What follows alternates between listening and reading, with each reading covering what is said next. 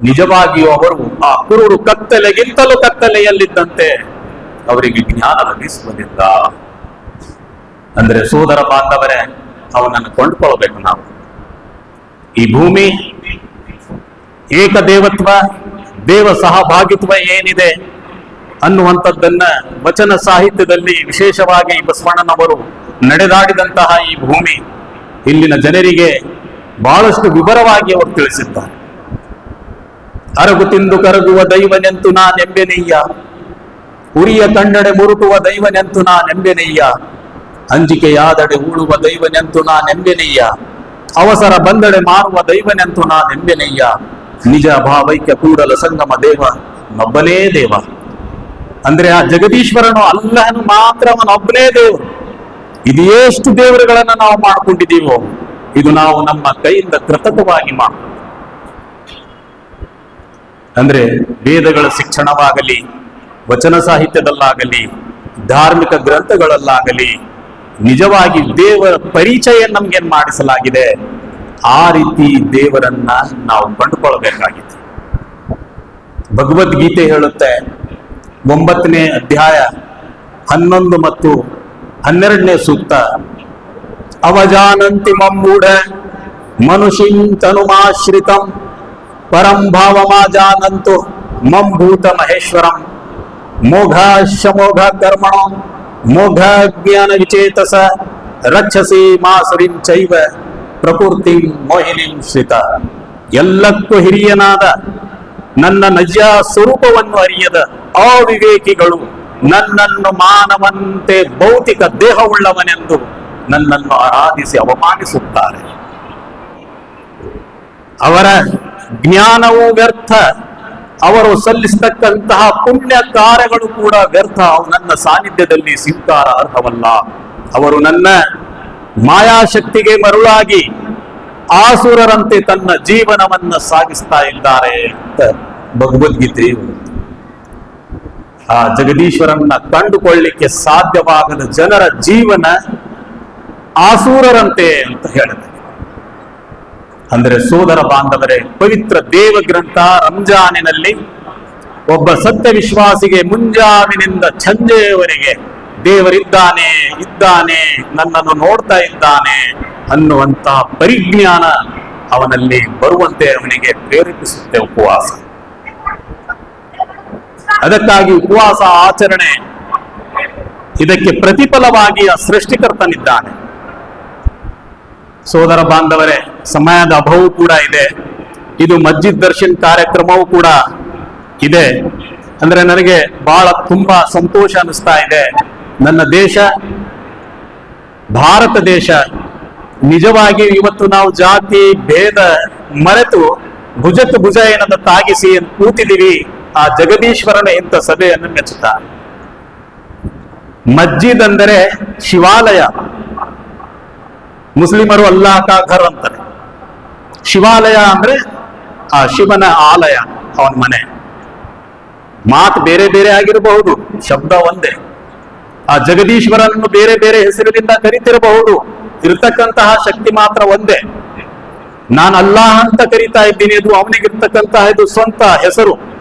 ಕುರಾನಿನಲ್ಲಿ ನಾನು ಅಲ್ಲಾಹನಿದ್ದೇನೆ, ಈ ಜಗತ್ತಿನ ಒಡೆಯ ಅಂತ ಸೃಷ್ಟಿಕರ್ತನು ಪರಿಚಯಿಸಿಕೊಂಡಿದ್ದಾನೆ. ಆದರೆ ಅವನಿಗೆ ಗುಣ ವಿಶೇಷಣದೊಂದಿಗೆ ಕರೆಯತಕ್ಕಂತ 99 ಹೆಸರುಗಳು ಕೂಡ ಕುರಾನ್ನಲ್ಲಿವೆ. ಅಂದ್ರೆ ಸಮಾಜದಲ್ಲಿ ಇನ್ನಿತರ ಧರ್ಮ ಬಾಂಧವರು ಅವನ 99 ಹೆಸರುಗಳಿಂದಲೂ ಕೂಡ ಅವನಿಗೆ ಕರೀತಾರೆ. ಜಗದೀಶ್ವರನಲ್ಲಿ, ಆದಿ ಬ್ರಹ್ಮ ಅಲ್ಲಿ, ಅಲ್ಲಾ ಅಲ್ಲಿ, ಗಾಡ್ ಅಲ್ಲಿ, ರಬ್ ಅಲ್ಲಿ, ಪಾಲನಕರ್ತ, ಪಾಲನಹಾರ, ನೂರಾರು ಹೆಸರಿಂದ ಜಗದೀಶ್ವರನನ್ನ ಕರೀತಾರೆ. ಇರ್ತಕ್ಕಂಥವನು ಅವನು ಮಾತ್ರ ಬಂದ. ಅಂತೆ ಧರ್ಮದ ಹೆಸರಿನಲ್ಲಿ ಇಸ್ಲಾಂ, ಇಸ್ಲಾಂ ಅಂದ ತಕ್ಷಣ ಇದು ಅರಬ್ಬಿ ಭಾಷೆ. ಬಹಳಷ್ಟು ಜನರು ಇಸ್ಲಾಂ ಅಂದರೆ ಒಂದು ಸಮುದಾಯಕ್ಕೆ ಪರಿಚಯಿಸಲ್ಪಟ್ಟಂತಹ ಒಂದು ಶಬ್ದ ಅಂತ ತಿಳಿದುಕೊಂಡಿದ್ದಾರೆ. ಕುರಾನಿನ ಯಾವ ಭಾಗದಲ್ಲಿಯೂ ಇಸ್ಲಾಮಿಗೆ ಧರ್ಮ ಅಂತ ದೇವರು ಹೇಳಲೇ ಇಲ್ಲ. ಇದು ಭೂಮಿಯ ಮೇಲೆ ವಾಸ ಮಾಡತಕ್ಕಂತಹ ಜನರು ನನ್ನನ್ನ ಸಂತುಷ್ಟಪಡಿಸುವ ಸಲುವಾಗಿ ನಡೆಯುವಂತೆ ಅವರಿಗಿರ್ತಕ್ಕಂತಹ ಆದೇಶಗಳು. ಜೀವನ ಪದ್ಧತಿ ಅಂತ ಸೂಚಿಸಲಾಗಿದೆ. ಆದರೆ ಇದೇ ಪದ್ಧತಿಯನ್ನ ಮೊದಲು ಬಂದಂತಹ ಪ್ರವಾದಿಯ ಅನುಯಾಯಿಗಳು ಅದಕ್ಕೆ ಧರ್ಮ ಧರ್ಮ ಅಂತ ಕರಿತಿದ್ರು. ಅದೇ ಆಧಾರದ ಮೇಲೆ ಇಸ್ಲಾಮಿಗೂ ಕೂಡ ಜನರು ಇಸ್ಲಾಂ ಧರ್ಮ ಅಂತ ಕರೀತಾರೆ. ಇಸ್ಲಾಂ ಅನ್ನುವಂತಹ ಪದ ಶಾಂತಿ, ಶಾಂತಿ ಮತ್ತು ಶರಣಾಗತಿ, ಶಾಂತಿಯಿಂದ ದೇವ ಸಾನ್ನಿಧ್ಯದಲ್ಲಿ ಶರಣಾಗುವುದರ ಹೆಸರು ಇಸ್ಲಾಂ.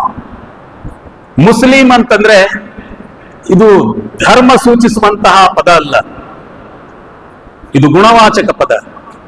ಮುಸ್ಲಿಂ ಅಂದ್ರೆ ದೇವ ಇಚ್ಛೆಗೆ ಶರಣಾಗು, ದೇವರು ಯಾವ ರೀತಿ ಬಯಸುತ್ತಾನೋ ಆ ರೀತಿ ಜೀವನ ನಡೆಸಲಿಕ್ಕೆ ನೀನು ಇಚ್ಛೆ ಪಟ್ಟಿದ್ದಾದ್ರೆ ನೀನು ಮುಸ್ಲಿಂ. ನಾನು ಹೆಸರಿಟ್ಟು ವೇಷಭೂಷಣಗಳನ್ನ ಧರಿಸಿ ನಾನು ಮುಸ್ಲಿಂ ಅಂದ್ರೆ ದೇವ ಸಾನ್ನಿಧ್ಯದಲ್ಲಿ ಮುಸ್ಲಿಂಲಾಗ್ಲಿಕ್ಕೆ ಸಾಧ್ಯತೆ ಇಲ್ಲ. ಮುಸ್ಲಿಂ ಆಗ್ತಕ್ಕಂಥವನ ಕ್ಯಾರೆಕ್ಟರ್ ಅನ್ನ ಕುರಾನ್ ಹೇಳುತ್ತೆ, ಅವು ನನ್ನಲ್ಲಿ ಬರಬೇಕು. ಪ್ರವಾದಿಯವರು ಹೇಳಿದ್ರು, ಯಾರಿಗೆ ಮುಸ್ಲಿಂ? ನಿನ್ನ ನೆರೆಯವನು ಹಸಿದಿರುವಾಗ ಹೊಟ್ಟೆ ತುಂಬ ತಿಂದು ಮಲಗುವಾತನು ಮುಸ್ಲಿಮನಲ್ಲ, ಮುಸ್ಲಿಮನಲ್ಲ, ಮುಸ್ಲಿಮನಲ್ಲ. ಒಂದು ವೇಳೆ ಆ ನೆರೆಯಾತನು ಏನಪ್ಪಾ ನೀನು ತಿಂದಿದೀಯ, ಏನ್ ಹಾಗೆ ಮಲ್ಕೊಂಡಿದೀಯ, ಇವನನ್ನು ವಿಚಾರಣೆ ಮಾಡಿದ್ದಾದಲ್ಲಿ ಆ ನೆರೆಯಾತವನ ಹೆಸರು ಏನಾದರೂ ಇರಲಿ, ದೇವ ಸಾನ್ನಿಧ್ಯದಲ್ಲಿ ಅವನು ಮುಸ್ಲಿಮನಾಗಿದ್ದ. ಹೆಸರು, ಉಡಿಗೆ, ತೊಡೆಗೆ ಇದು ಯಾವುದು ದೇವರಿಗೆ ಬೇಕಾಗಿಲ್ಲ. ಅವನ ವಿಶ್ವಾಸ ಹೃದಯದಲ್ಲಿದೆ, ಅದರೊಂದಿಗೆ ದೇವರು ಸತ್ಯ ವಿಶ್ವಾಸಿಯನ್ನ ಕಂಡುಕೊಳ್ಳುತ್ತಾನೆ.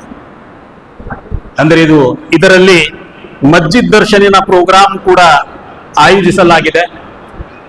ಮಸ್ಜಿದ್ ನಾನು ಹೇಳಿದಂತೆ ಇದು ಶಿವಾಲಯ, ಮೊದಲನೇ ಮಸ್ಜಿದ್.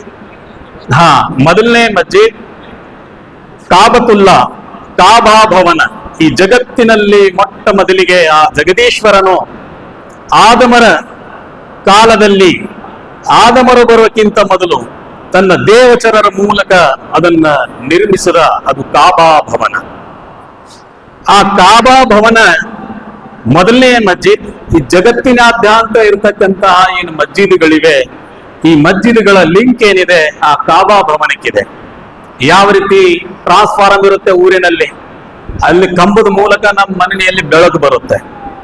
ಅಂದ್ರೆ ಕಾಬಾ ಭವನದಿಂದ ಈ ಮಸ್ಜಿದ್ಗಳೇನದ ಅಂದ್ರೆ ಬೆಳಕು ಪಡಿತೀವಿ, ಅದಕ್ಕೆ ಲಿಂಕ್ ಇದೆ.